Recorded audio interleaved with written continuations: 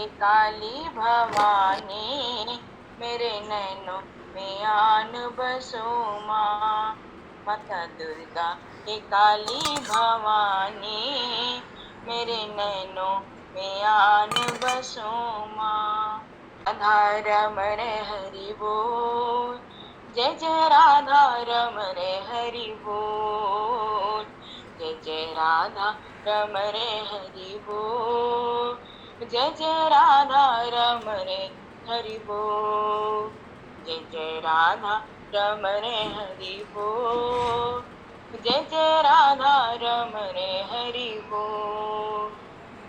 हरि बोल हरि बोल हरि बोल हरि बोल, हरि बोल हरि बोल हरि बोल हरि बोल, जय जय राधा रमण हरि बोल, जय जय राधा रमण हरि बोल, जय जय राधा रमण हरि बोल, जय जय राधा रमण हरि बोल, जय जय राधा रमण हरि बोल, जय जय राधा रमण हरि बोल। वृंदावन बिहारी लाल की जय, युवा सरकार की जय। जय जय श्री राधे, जय जय श्री राधे।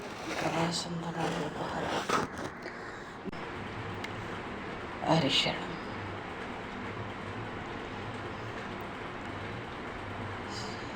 सर्वप्रथम आज तो भगवान शारदीय नवरात्र का आरंभ है, तो इस शारदीय नवरात्रि की सब भक्तों को, श्रद्धालुओं को अनंत शुभकामनाएं हैं जी। बड़े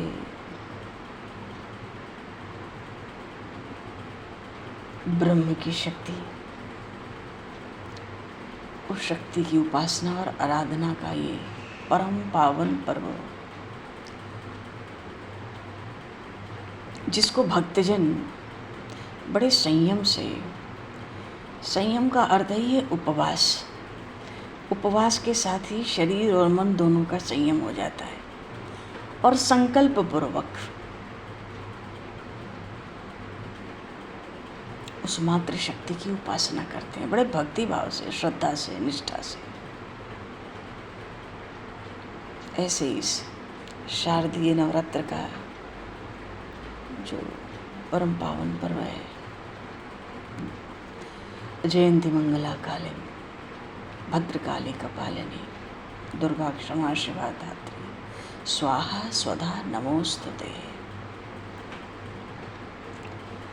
तो इस शारदीय नवरात्र के सभी को, आप सभी को हार्दिक शुभकामनाएं, को बधाई, अनंत शुभकामनाएं हैं जी। बोलिए श्री माता रानी की जय। ये तो जगत जननी जगदम्बा है,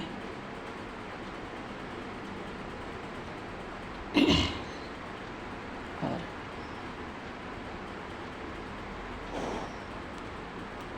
क्योंकि इनको तो यही कहते हैं ना, सर्वभूतेषु या देवी सर्वभूतेषु शक्ति रूपेण संस्थिता। नमस्तस्यै नमस्तस्यै नमस्तस्यै नमो नमः।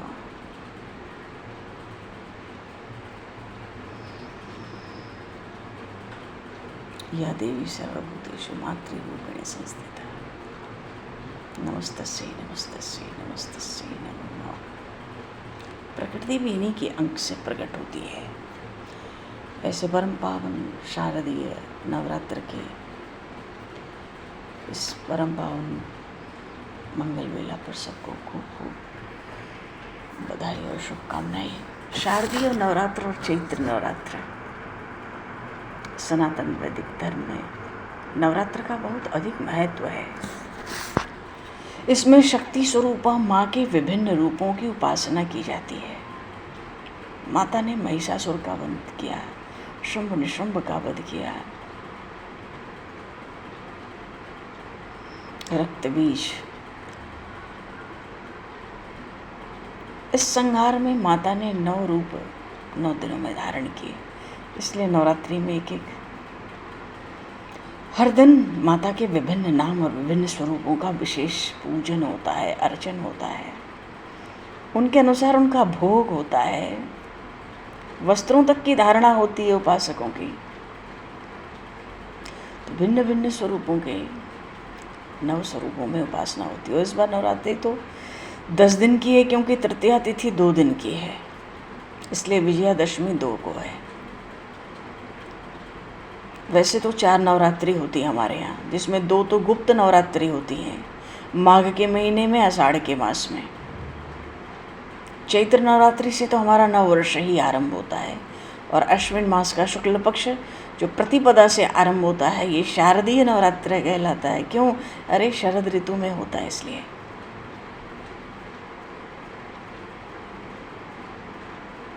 भगवान राम ने इस शारदीय नवरात्र में उपवास किया था, 9 दिन का व्रत किया था, और 10वें दिन विजयादशमी हुई कि रावण और रावण की सेना पर प्रभु ने विजय प्राप्त की। वो विजय उस दिन प्राप्त हुई।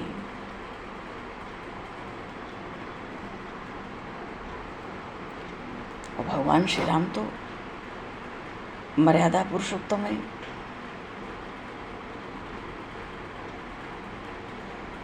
तो जो प्रभु मर्यादा रख देते हैं, आदर्श रख देते हैं, पर तो समाज उसी को आदर्श मानता है।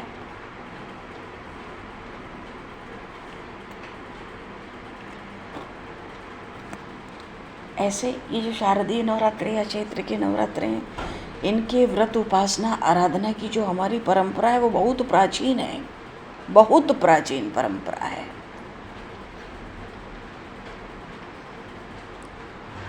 और जब भगवान शिव ने माता दुर्गा से स्वयं पूछा, श्री सप्तश्लोकी दुर्गा का जो भाव है वो यही तो है कि आप, ए देवी, आप भक्तों के लिए सुलभ हो जाएं, कलयुग में सब कामनाओं की सिद्धि आपके माध्यम से हो जाए, तो उसका उपाय तो आप अपनी वाणी से ही व्यक्त करें। तो माता ने कलयुग में समस्त सिद्ध करने वाला जो साधन है, उसको अम्बा, उन जगदम्बा की स्तुति ही बताया। अरे उन्हीं से सब कुछ है, जब प्रकृति उनसे है, संपूर्ण अपरा प्रकृति, अधिष्ठान तो वो चेतन होता है, चेतन स्वरूप परमात्मा, पर संपूर्ण अपरा प्रकृति जिसको कहा है, वही जगत जननी जगदम्बा, और वही उनका स्वरूप। और ये भगवती महामाया ऐसी ज्ञानियों के भी चित्त को बलपूर्वक खींचकर क्षण में मोह में डाल दें। माया सबसे माया माँ, कोई स्मरण कर ले तो भय दूर हो जाए, कोई चिंतन करे तो बड़ी कल्याणमयी बुद्धि प्राप्त हो जाए। सदैव सबका उपकार करने की भावना, क्यों? जगत जननी है ना, दया से द्रवीभूत हृदय, नारायणी कहलाती हैं, समस्त मंगल देती हैं, क्योंकि नारायण का स्वरूप ही है मंगल भवन, अमंगलहारी। तो ये जगत जननी भी समस्त मंगल को देने वाली है, बड़ी मंगलमयी। नारायणी होके मंगलमयी है, तो शिवा होके कल्याणदायिनी भी है। शिव शब्द का अर्थ ही, शाब्दिक अर्थ ही होता है कल्याण। यही शिवा भी तो है आज माता शैलपुत्री। तो शिवा है तो कल्याणदायिनी है सबका, और शरणागत वत्सला है, शरण में आए की रक्षा करती है। जीव जितने मनोकामनाएं ले जाता है, सबको पूर्ण करने वाली है। पर ये जो अभय पद होता है ना, सर्वस्वरूपे सर्वेशे सर्वशक्ति समन्विते, जितनी प्रकार की शक्तियां हैं, बड़ा दिव्य स्वरूप है माता का। प्रसन्न तो होती है, शरणागत वत्सला तो है, कुपित भी होती है। हाँ, कुपित न हो तो संहार कैसे होगा?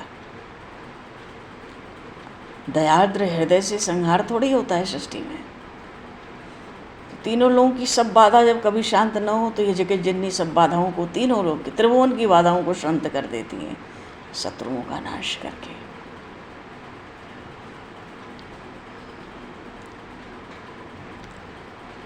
ऐसे क्या कहा जाए, जितना कहा जाए कम है।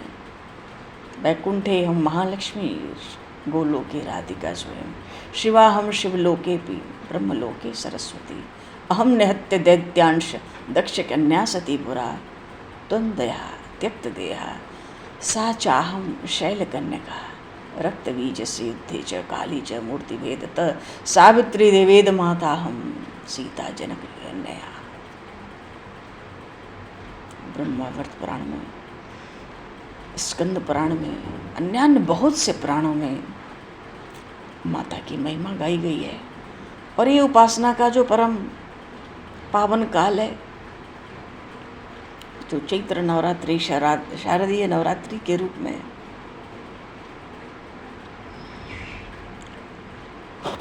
वर्ष में 2 बार आता है, यही शक्ति की आराधना उपासना का पावन काल कहा गया है। शारदीय नवरात्र की सबको खूब खूब हार्दिक बधाई है, अनंत शुभकामनाएं। बोलिए श्री माता रानी की जय। जय माता दी। बोलिए श्री चैतन्य महाप्रभु की जय। अब हम लोग अपने लीला क्रम में आगे बढ़ेंगे भगवान, क्योंकि लीला तो अभिनय की चल रही है, लीला में भी लीला चल रही है। चैतन्य महाप्रभु के दिव्य लीला चरित्रों में महाप्रभु अपने परिकर के साथ श्री गौरंग देव श्री कृष्ण लीला का अभिनय कर रहे हैं। अभिनय का बड़ा सुंदर रंगमंच है और दर्शक भी खूब हैं। और उस अभिनय के सूत्रधार हरिदास जी महाराज, उन्होंने रंगमंच पर आकर भूमिका भी बनाई और जो परिपार्श्वक हैं मुकुंद, उनको सुनाया। मानो इसी माध्यम से दर्शक को ये बताया जाता है कि इस रंगमंच पर क्या और क्यों होने जा रहा है। तो क्यों होने जा रहा है? देवर्षि नारद को भगवान श्री कृष्ण की वृंदावन लीलाओं का दर्शन करना है, ये सूत्रधार ने कहा।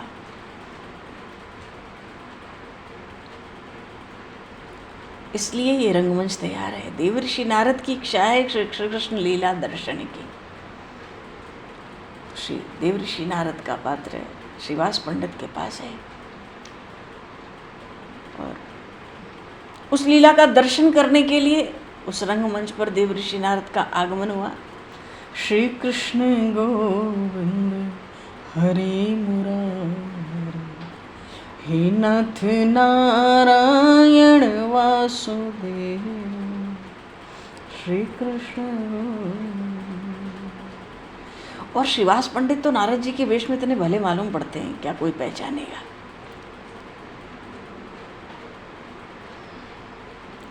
और जब देखने आए तो साथ में शिष्य है शुक्लांबर ब्रह्मचारी। तो रंगमंच पर नारद जी अपने शिष्य ब्रह्मचारी से कहते हैं, क्या बात है, यहाँ तो नाटक का कोई रंग ढंग दिखाई नहीं पड़ता। उसी समय सूत्रधार हरिदास जी के साथ सुप्रभा गोपी और गदाधर जी गोपी वेश में आए। जब पूछा नारद जी ने, भाई तुम कौन हो? तो उन दोनों गोपियों ने ये कहा कि हम तो भाई ग्वालिन हैं, गोपेश्वर महादेव के दर्शन करने जा रही हैं। पर जब नारद जी ने कहा कि मैं तो श्री कृष्ण का एक अत्यंत अकिंचन किंकर हूँ, दास हूँ, मेरा नाम नारद है,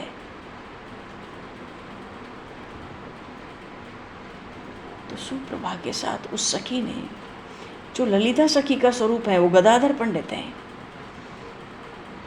उसने पहले तो साष्टांग प्रणाम किया। क्यों? श्री कृष्ण का नाम सुन लिया ना। देवर्षि नारद के चरणों को पकड़कर बड़ा रुदन करने लगी। वो सुंदर झांकी है। देवर्षि नारद तो लीला दर्शन करने आए हैं और लीला में पहला दर्शन क्या है कि ब्रज में गोपियां गोपेश्वर महादेव के दर्शन को जा रही थी। और जब नारद जी ने अपना ये परिचय दिया कि मैं नारद हूँ, मैं श्री कृष्ण का अकिंचन दास हूँ, इतना सुनते ही गोपियों का, वो तो कहती हैं आजकल श्री कृष्ण ने अपना काला रंग छिपाकर गौरवर्ण धारण किया है, तो उनके उन प्राण प्यारे श्री कृष्ण के प्रेम की अधिकारिणी मैं कैसे बनूं? ये उपाय बताएं। आप तो उनके अकिंचन दास हैं, आप ही बताएं। अब गदाधर जी बने थे ललिता सखी। देखो ये रंगमंच सजा है, चैतन्य महाप्रभु की लीला है, इसलिए उस सखी ने पहले स्पष्ट कर दिया कि श्री कृष्ण अपना काला रंग छुपाकर गौर वर्ण धारण किए हैं। संकेत है चैतन्य महाप्रभु की ओर, क्योंकि भक्तों को उनके स्वरूप का ज्ञान हो चुका है। और वो सखी तो पैरों में गिर के नारद जी के बड़ा रुदन करती है, इतना रुदन करती है, ऐसा दैन्य प्रकट करती है, दर्शक भी रोने लगते हैं। तो नारद जी ने गोपी को आश्वासन दिया। जा तो रही थी गोपेश्वर महादेव के दर्शन को, पर जब नारद जी मिले और नारद जी से श्री कृष्ण प्रेम की याचना, प्रेम प्राप्ति की याचना की, तो नारद जी कहते हैं, अरे तुम तो श्री कृष्ण की प्राणों से भी प्यारी सहचरी हो। क्यों? वो तो ललिता सखी हैं जो गदाधर बने। प्राणों से प्यारी सहचरी हो तुम, तो ब्रजमंडल के घनश्याम की मनमोहिनी मयूरी हो। तुम्हारे नृत्य को देखकर वो ऊपर रह ही नहीं सकते, उसी क्षण नीचे उतर आवेंगे। तुम अपने मनोहर सुखमय नृत्य से मेरे भी संतप्त हृदय को शीतलता दो, प्रदान करो। गोपी इतना सुनती है ललिता सखी रंगमंच पर, फिर भी वो रुदन ही करती रहती है। लेकिन जो दूसरी सखी है ना सुप्रभा, वो तो तुरंत नृत्य के भावों से नारद जी के मन को भी प्रसन्न करने लगी। और हरिदास जी जो सूत्रधार थे, इन दोनों को लेकर आए ना रंगमंच पर, जब सुप्रभा नृत्य करने लगी तो हरिदास जी ने सुप्रभा के ताल स्वर में ताल स्वर मिलाते हुए कंधे पर लठ रखकर वो भी नृत्य करने लगे। तो जो ललिता सखी हैं, जो गदाधर जी बने हैं, वो तो रुदन ही कर रहे हैं अभी भी। फिर सुप्रभा और उसके साथ वो सूत्रधार हरिदास जी ये नृत्य करने लगे दोनों। और पूरे आंगन में, आंगन का अर्थ है जो रंगमंच है उसका प्रांगण, पागल की तरह घूम घूम कर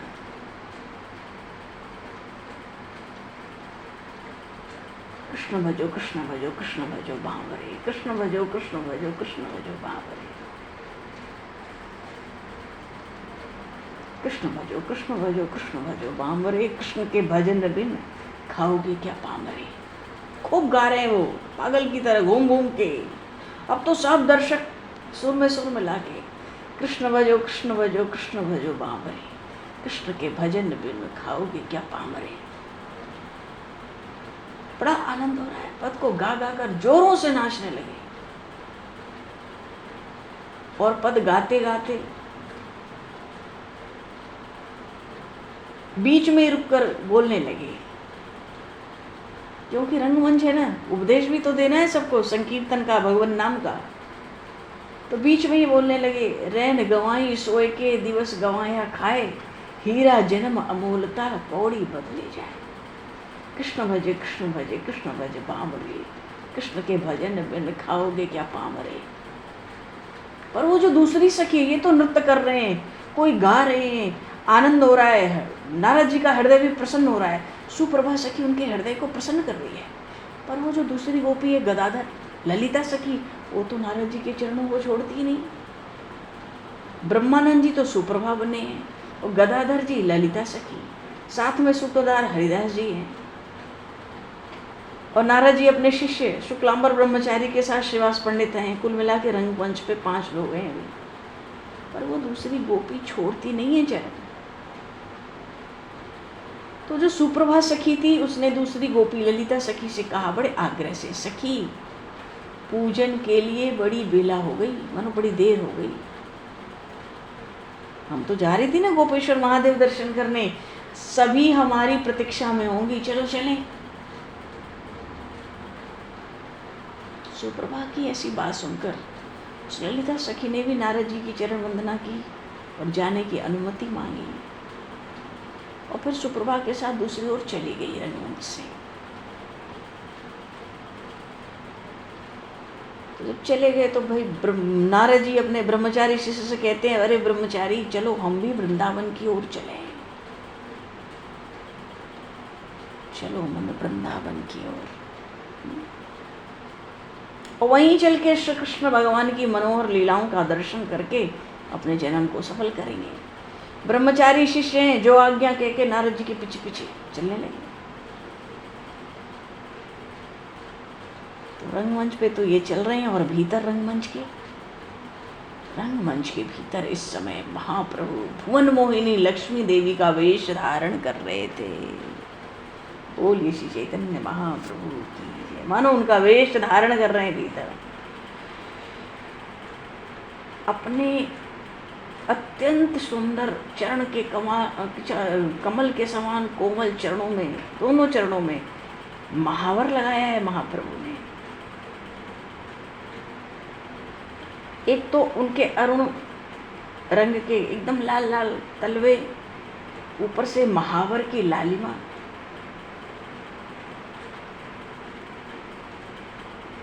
तो उनके चरण तल ही ऐसे अरुण रंग के हैं कि महावर की भी शोभा फीकी मालूम पड़ती है। पैरों की उंगलियों में महाप्रभु ने छल्ली छल्ला पहन लिए, खड़ला छड़े, झांझरों के नीचे सुंदर घुंघरू बांध लिए, कमर में करदनी बांध ली, और एक बहुत ही बढ़िया सा लहंगा पहन लिया है। हाथों की उंगलियों में छोटी छोटी छल्ली और अंगूठे में भी बड़ी सी आरसी पहन ली। गले में मोहन माला, पचमनिया, हार हमेल सब, और बहुत से जड़ाऊ और कीमती मालाएं धारण कर ली। कानों में कर्णफूल, भुजाओं में सोने की पोंकी पहन ली।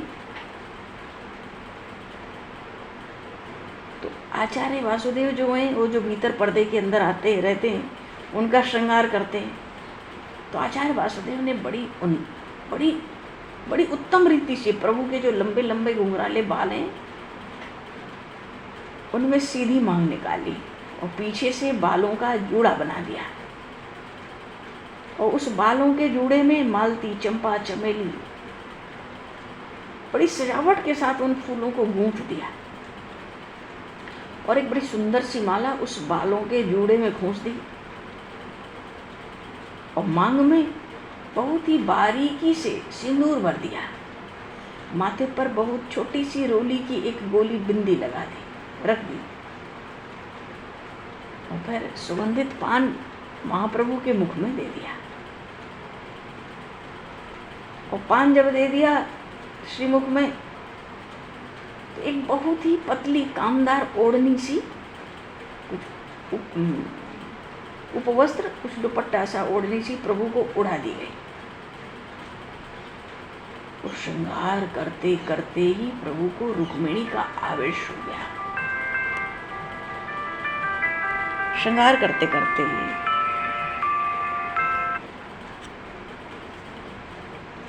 रुक्मिणी जी का आवेश हो गया। तो श्री कृष्ण के विरह में रुक्मिणी भाव से अधीर हो उठे। अब रुक्मिणी जी के पिता की इच्छा थी कि वे अपनी प्यारी पुत्री का विवाह श्री कृष्ण चंद्र जी के साथ करें, लेकिन उनके बड़े पुत्र जो रुक्मी थे, रुक्मी ने अपनी बहन रुक्मिणी का, 4 भाइयों में एक बहन थी, अपनी बहन रुक्मिणी का विवाह शिशुपाल के साथ करने का निश्चय किया था। इससे रुक्मिणी बहुत अधीर हो गई। वो मन ही मन श्री कृष्ण को अपना पति बना चुकी थी। उन्होंने मन से अपना सर्वस्व भगवान वासुदेव के चरणों में समर्पित कर दिया था। और वो सोचने लगी, हाय हाय, वो नर अधम शिशुपाल न जाने कब सज धज के मेरे पिता की राजधानी में आ जाएगा।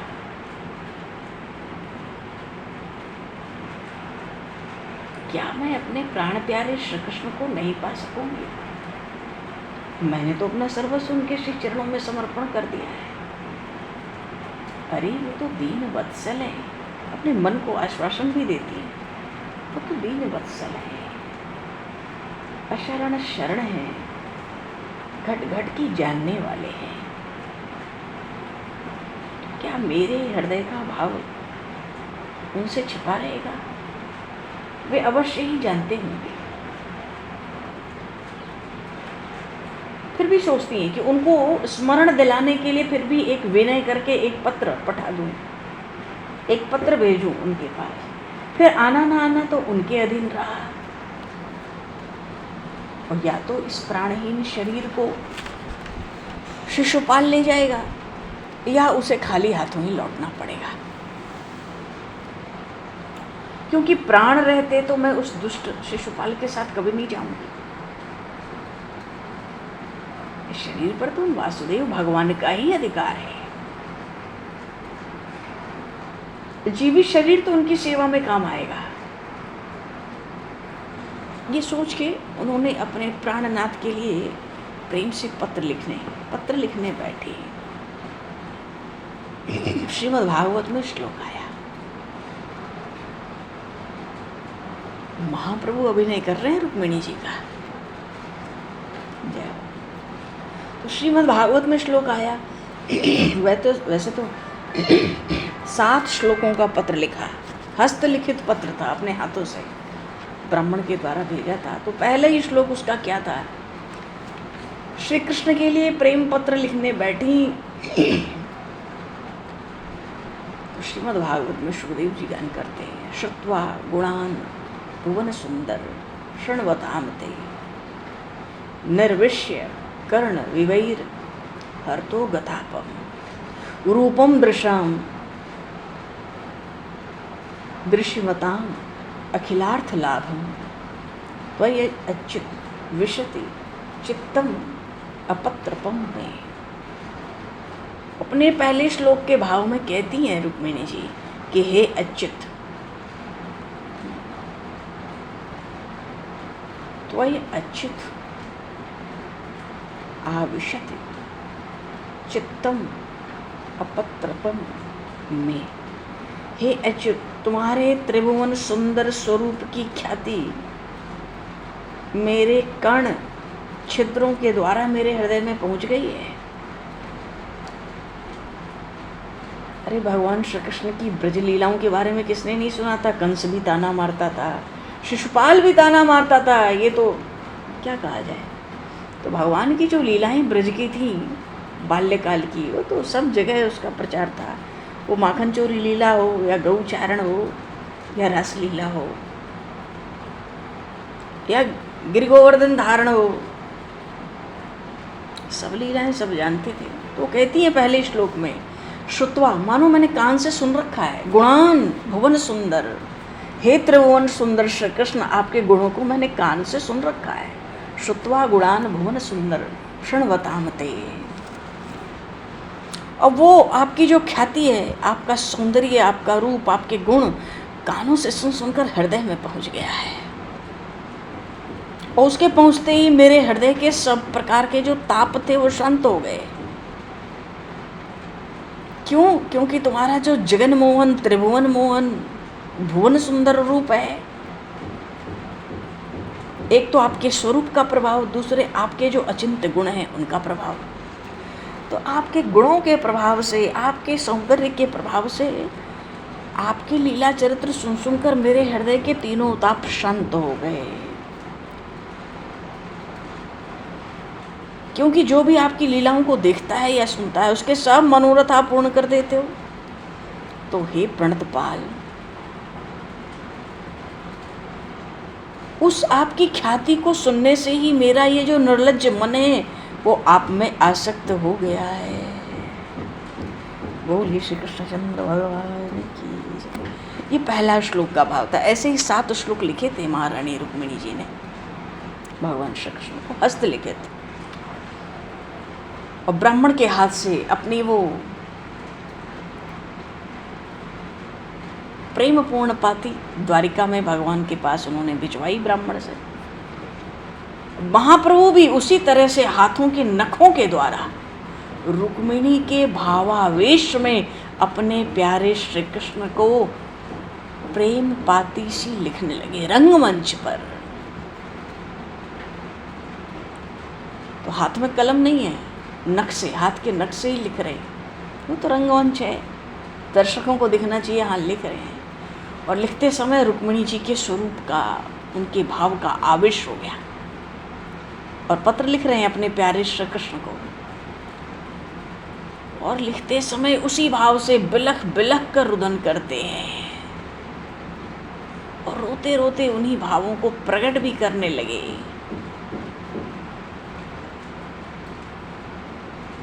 दर्शक व्याकुल हो गए, क्योंकि अभी तक तो कीर्तन होता था तो किवाड़ बंद, और आज तो रंगमंच है।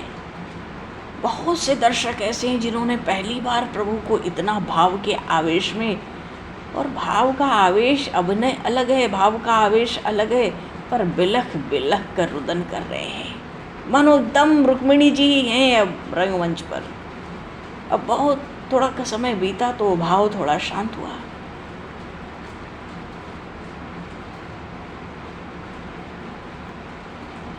और बाहर रंगमंच पर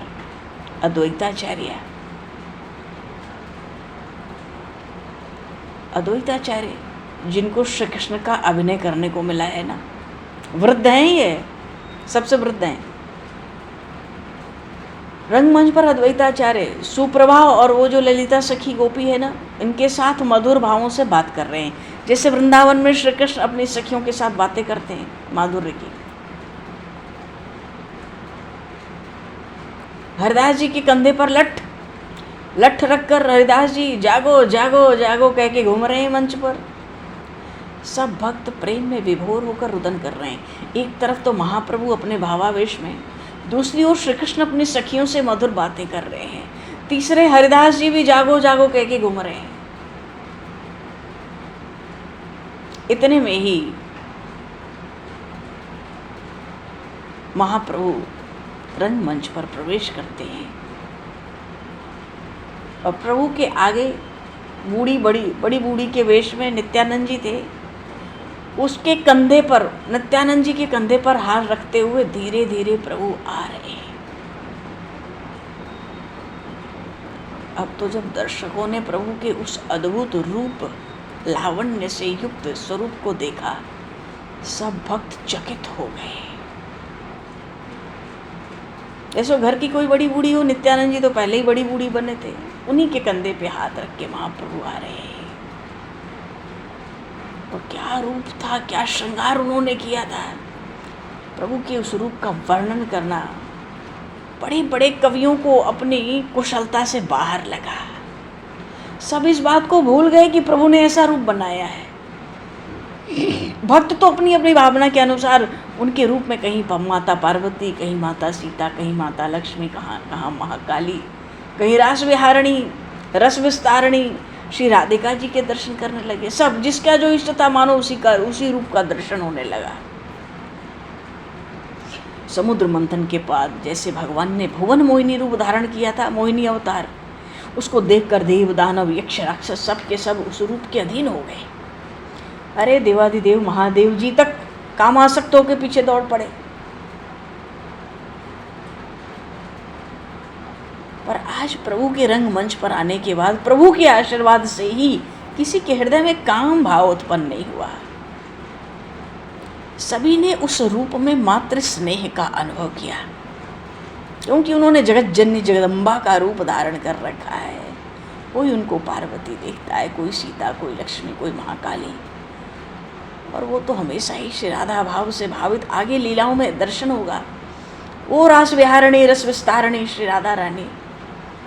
भक्त उन्हीं का दर्शन कर रहे हैं, किसी में काम भाव नहीं प्रकट हुआ है। सबको माता के समान स्नेह का अनुभव हो रहा है। उन महालक्ष्मी के भाव में आकर, भाव में सुंदर पद गा गा कर प्रभु नृत्य करने लगे। उस नृत्य के समय तो महाप्रभु की जो आकृति थी, उनकी जो प्रकृति थी, उनके जो हाव भाव, चेष्टा, वाणी, सब बिल्कुल स्त्रियों सी हो गई थी। वो कोयल के समान कमनीय कंठ, उस कोमल कंठ से बड़े भाव में पदों को गा रहे थे। उनकी भाव भंगी जो थी ना, उसमें भी बड़ा जादू भरा था। जितने दर्शक, जितने भक्त थे, उनको एक अलौकिक, एक अपूर्व नृत्य को देखकर चित्र, मतलब मानो जैसे सब चित्र लिखे से हो गए, स्तंभित, कोई हिलडुल नहीं रहा है, अपलक। पर प्रभु रंगमंच पर भावावेश में आकर नृत्य कर रहे थे।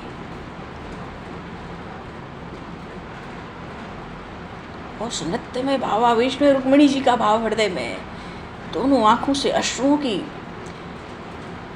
अविरल धारा रुकने का नाम नहीं ले रही। गंगा जमुना का प्रवाह मानो सजीव होकर बह रहा हो। दोनों भाव प्रभु के ऊपर चढ़ गई। कड़े, छड़े, झांझर, नूपुर, इनकी झनकार से सारा रंगमंच मानो सारा रंगमंच ही झंकृत हो गया। इस दृश्य को देखकर तो प्रकृति भी स्तब्ध है। मानो जो वायु है, वायु तत्व प्रकृति का, वो भी आज प्रभु के इस अपूर्व नृत्य को देखने की लालच से रुक गया हो। वायु भी नहीं चल रही है, सब स्तब्ध हैं प्रकृति में। और जो भीतर बैठी थी ना दर्शकों के रूप में स्त्रियां, चकित होकर आंखें फाड़ फाड़ कर प्रभु के अद्भुत रूप सौंदर्य की शोभा निहार रही थी।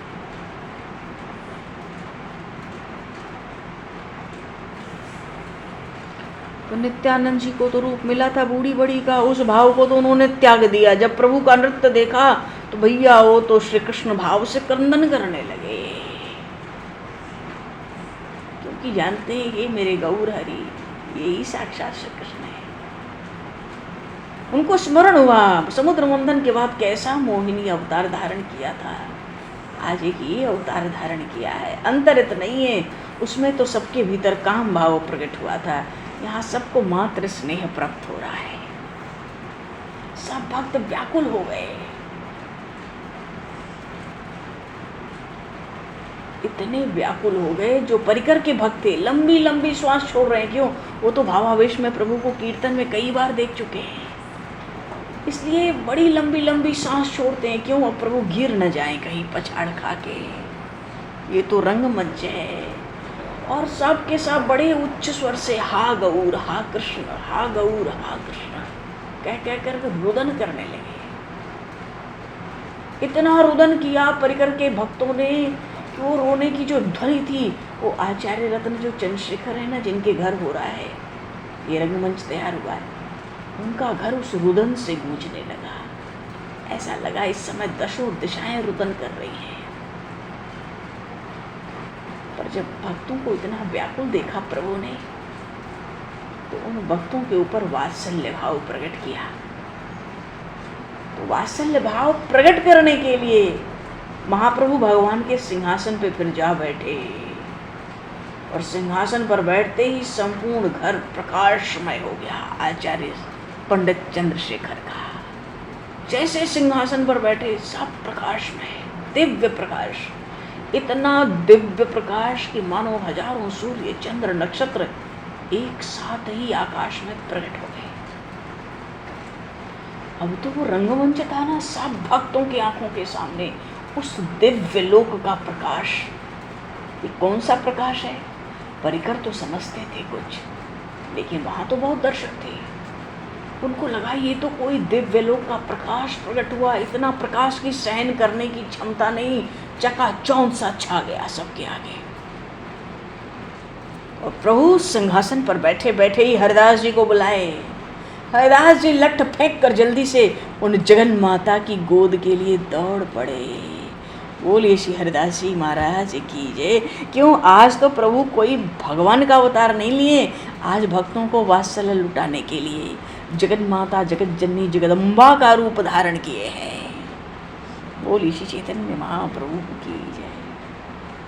हरिदास जी को बुलाया तो हरिदास जी सोचे सबसे पहले इस वात्सल्य को इनकी गोद में मैं चढ़ जाऊं, क्योंकि जैसा भावावेश होता है वैसी ही लीला होती है, क्रिया होती है, आशीर्वाद होता है, वरदान होता है। हरिदास जी तो उन जगन माता जगदम्बा की गोदी के लिए दौड़े, और प्रभु ने उनको उठाकर, क्योंकि स्वरूप तो ऐसा श्रृंगार, ऐसा सौंदर्य था, ऐसा लावण्य, स्त्रियां भी अपलक थीं। आज तो लग रहा है उन पार्वती, सीता, लक्ष्मी, भगवती सबका श्रृंगार फीका हो रहा है। तो प्रभु ने भी हरिदास जी को उठाकर दौड़ते हुए हरिदास जी को अपनी गोद में बिठा लिया। आज तो हरिदास महामाया आदि शक्ति की गोद में बैठकर अपूर्व वात्सल्य सुख का अनुभव कर रहे हैं। और पीछे सब भक्तों की बारी आई क्रम से एक एक करके। आज महाप्रभु भगवती के भाव में सभी को वात्सल्य सुख का रसास्वादन करा रहे हैं। बोलिए श्री जगत जननी जगदम्बा की जय।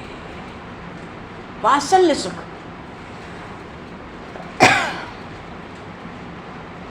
इतना ही नहीं, स्तनपान करा रहे हैं, आनंदित कर रहे हैं, पुलकित कर रहे हैं।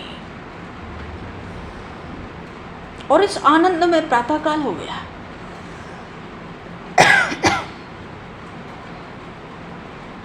आज भक्तों को सूर्यदेव का उदय होना अच्छा नहीं लग रहा। और जैसे ही प्रातः काल हुआ, प्रभु ने उस भगवती भाव का संवरण कर लिया। थोड़ी ही देर में प्रकृतिस्थ हो गए, मानो बाहरी ज्ञान हुआ। और फिर अपना वेश बदला, भक्तों के साथ नित्य कर्म से निवृत्त होने के लिए गंगा किनारे चल पड़े। पर आज पंडित चंद्रशेखर आचार्य का घर, जो मौसा जी का ही घर था, प्रभु के चले जाने के बाद भी वहाँ का तेज बना हुआ है। वो तेज, उस दिन का वो तेज धीरे धीरे 7 दिनों में जाकर बिल्कुल समाप्त हुआ था। मानो इस प्रकार प्रभु ने भक्तों के सहित श्रीमद् भागवत की प्रायः सभी लीलाओं का अभिनय किया।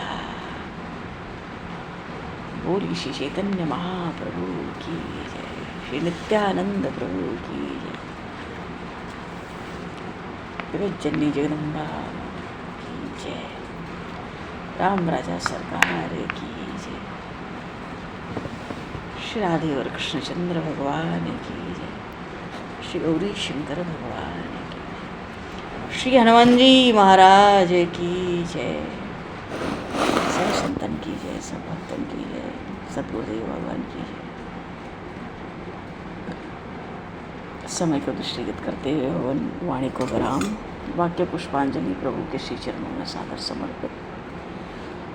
और इसी के साथ एक बार पुनः आप सभी को शारदीय नवरात्र की बहुत बहुत शुभकामनाएं और बधाई है जी।